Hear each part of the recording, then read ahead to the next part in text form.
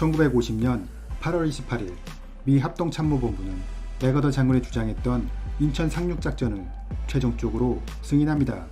작전 개시일은 9월 15일로 결정되었으며 이에 따라 미국을 중심으로 한 유엔군은 일본의 항구들과 부산항으로 수많은 병력과 물자를 직결시켰습니다.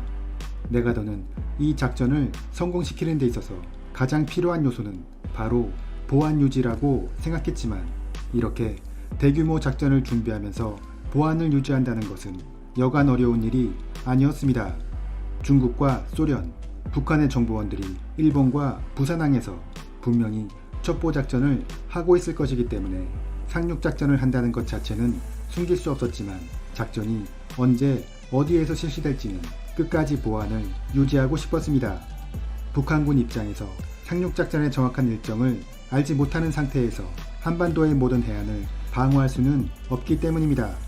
미군의 항공기들은 인천 지역의 폭격을 실시하면서도 적을 기만하기 위해 해주와 진남포, 군산 지역에도 상당한 양의 폭격을 실시하였고 미주리호를 중심으로 한 동해안 전대는 삼척에 함포 사격을 실시해 북한군을 긴장하게 했습니다.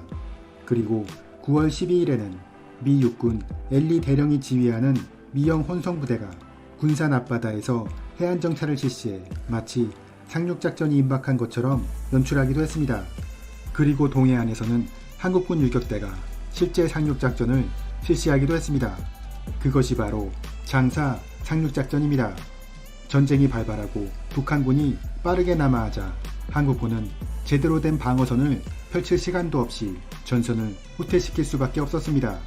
다급해진 육군본부는 적의 남진을 지연시키기 위해 후퇴하는 정규군의 병력과 장비를 재편하는 과정에서 유격대를 조직하기로 합니다. 유격대는 원래 적의 후방에 침투하여 적을 교란하고 보급선을 차단하는 것을 임무로 하고 있지만 이 당시 한국군 유격대는 전선에 부족한 병력을 보충하는 데 급급했습니다. 1950년 8월 육군본부 제1유격대대 이명음 대위는 새롭게 유격대를 편성하여 그들을 훈련시키는 임무를 맡게 되었습니다. 그는 대구 시내에 나가 조국을 우리 학생들의 힘으로 지키자 라고 외치며 10대 중후반의 학생들을 모집하기 시작했습니다. 당시 북한군은 낙동강 전선을 돌파하기 위해 노력하고 있었고 그들의 공격으로 박격포탄 10여 발이 대구 시내에 떨어지기도 해 피난민들은 큰 혼란에 빠져 있었습니다. 이명음 대위가 유격대를 모집하자 수많은 학생들이 자발적으로 모여들었습니다. 그들 중에는 일부 피난민이 있기도 했지만 약 90% 이상의 지원자들은 경북 지역 출신의 학생들이었습니다. 이명음 대위는 지원자들 중에서 사상이 건전하고 체격이 큰 학생들 위주로 선발해 최종적으로 200명의 유격대를 선발했습니다. 한편 밀양의 최윤동 의원은 지역민들 중에서 자체적으로 500여 명의 유격대를 편성하고 있었는데 이명음 대위는 자신의 대원들과 최윤동 의원의 대원을 합쳐 772명으로 구성된 제1유격대를 편성했습니다. 이 유격대의 정식 명칭은 육군 독립 제1유격대대이며 이명음 대위의 명자를 따서 일명 명부대라고 불렸습니다. 명부대는 대대규모였으며 이하에 4개의 중대가 편성되어 있었지만 적을 기만한다는 목적으로 대대는 사단, 중대는 연대로 불리게 되었고 이에 따라 이명음 대위는 소장, 각 중대장들은 대령의 임시 계급을 부여받았습니다. 하지만 이 영상에서는 이해의 편의를 돕기 위해 각 부대의 실제 인원을 기준으로 해서 대대와 중대로 표현하겠습니다. 명부대는 1950년 8월 27일에 편성되었으며 이후 바로 훈련에 돌입하게 됩니다. 부대원들이 주로 10대 후반의 학생들이었기 때문에 먼저 구보와 제식 훈련 등 기초적인 훈련부터 시작했습니다. 그리고 이와 동시에 사격술, 병기 조작법 등을 교육받았으며 유격대인 만큼 소련제 소총과 기관총, 박격포 등으로 무장했습니다. 1950년 9월 10일 육군본부 작전국장은 이명음 대위를 호출하고 작전명령 174호를 하달합니다. 작전 내용은 제1유격대대를 동해안 영덕군 장사리 해안에 상륙시켜 북한군 2군단의 보급로를 차단하고 적의 후방을 교란한다는 것이었습니다. 이러한 명령을 받은 이명음 대위는 크게 반발했습니다. 장사리 부군은 북한군 정예부대 5사단과 12사단이 전개에 있는 지역으로 훈련도 제대로 받지 못한 어린 대원들이 상륙작전을 실시한다는 것은 불가능한 일이라고 항변했습니다. 하지만 작전국장 강문봉 대령은 현재의 전선 상황을 설명해주며 지금 전선이 위급하여 정규부대는 이 작전을 감행할 여유가 없다 라고 강조했습니다. 장사리 상륙작전이 이렇게 표면적으로는 적의 후방을 교란하는 것처럼 되어 있지만 사실은 인천 상륙작전을 수행하기 위한 하나의 기만작전이었습니다. 이 작전은 유엔군 사령부가 육군본부의 협조를 요청한 사안으로 장사리에서 상륙작전을 실시해 적의 관심을 동해안에 묶어두자는 목적이었습니다.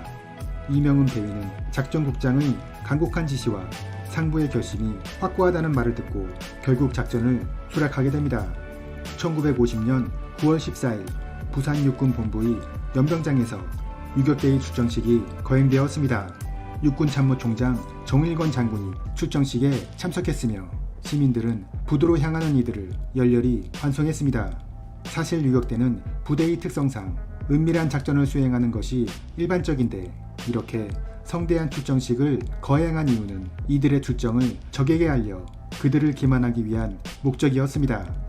이러한 일환으로 부산항 부두에는 이미 상당수의 미군이 집결해 있었으며 유격대원들이 상륙함에 승선할 때 미군들도 함께 승선하고 하선하기를 반복했습니다. 이것은 미군이 이 작전에 참여한다는 것을 적에게 알리기 위해서였습니다.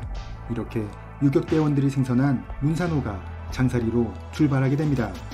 여기서 잠시 문산호에 대해 설명드리면 이 상륙함은 1943년 미국에서 건조되었으며 태평양 전선의 여러 작전에 참여하였다가 1947년 한국 정부에 매각되어 문산호란 함명을 갖게 되었습니다.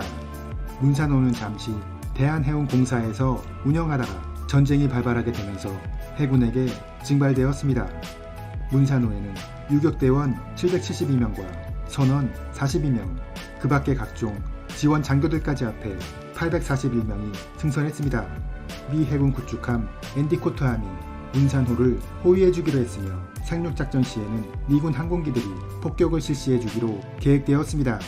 1950년 9월 15일 05시 장사리 앞바다에 문산호가 도착합니다. 이때는 인천 상륙작전이 시작되기 1시간 전이었습니다. 문산호를 발견한 북한군은 맹렬한 사격을 시작했고 이러한 상황에서 유격대원들이 상륙을 시도합니다.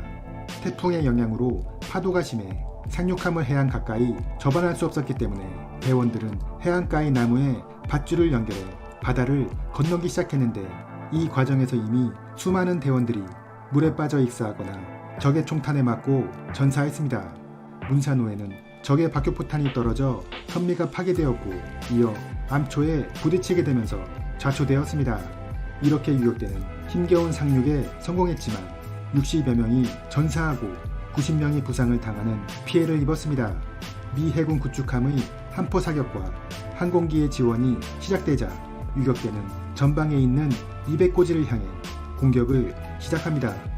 1중대가 정면에 나서고 2중대와 3중대가 양쪽으로 우회 공격을 실시하였으며 5중대는 예비로 남아 지원 사격을 해주었습니다. 적의 부대는 중대 정도의 규모였기 때문에 유격대의 조직적인 공격에 물러날 수밖에 없었으며 결국 유격대는 10시간의 치열한 전투 끝에 200고지를 점령하게 됩니다. 첫 전투 결과는 적사살 39명, 포로 3명이었고 총기 70정, 화포 2문, 지푸차 1대를 노획하였고 아군 전사는 23명이었습니다. 유격대는 적의 방어진지를 점령한 후 곧바로 장사리 일대로 진출하여 남아있는 잔적을 소탕하였으며 다음 날에는 적의 보급로인 교량 2개를 파괴하였습니다. 북한군은 장사리에 한국군이 상륙했다는 소식을 접하자 낙동강 전선의 5사단에서 2개의 연대를 선발해 장사리로 보내는데 그들의 병력 규모는 5,500명이었고 전차 4대도 보유하고 있었습니다. 적의 대규모 병력 이동을 포착한 유격대는 더 이상 작전이 불가능하다고 판단하고 부대를 철수시키기로 했으며 일부 병력은 방어전을 펼치기 위한 부대 배치에 들어갔습니다. 1중대를 125고지에 3중대를 219고지에 두고 2중대 1개 소대를 271고지에 두었으며 나머지 병력은 해안가로 철수를 시작합니다. 북한군은 먼저 3중대 방향으로 공격을 실시했지만 유격대는 소총과 기관총 사격으로 그들의 공격을 1차로 막아냈고 1중대에서도 적의 공격을 막아내며 진지를 사수했습니다. 하지만 유격대의 전투력은 점차 약화되어 가고 있었습니다. 보유하고 있던 식량이 많지 않아 병사들은 굶주리고 있었고 탄약도 거의 떨어져 가고 있었습니다. 미군 구축함에서 이륙한 헬기가 긴급 식량을 보내주었지만 유격대가 소련제 무기를 보유하고 있어 탄약을 보내줄 수는 없었습니다. 유격대의 구조 요청을 받은 한국해군본부는 구조선인 조치원호를 보내주었습니다. 이 배는 상륙작전의 전문가인 미 육군 소속 스피어 소령이 지휘하게 되었는데 조치원호의 선장이 배가 자초될 것을 걱정하며 접안을 거절하자 스피어 소령은 배를 직접 조타하여 해안에서 30m 지점에 구조선을 착안시켰습니다.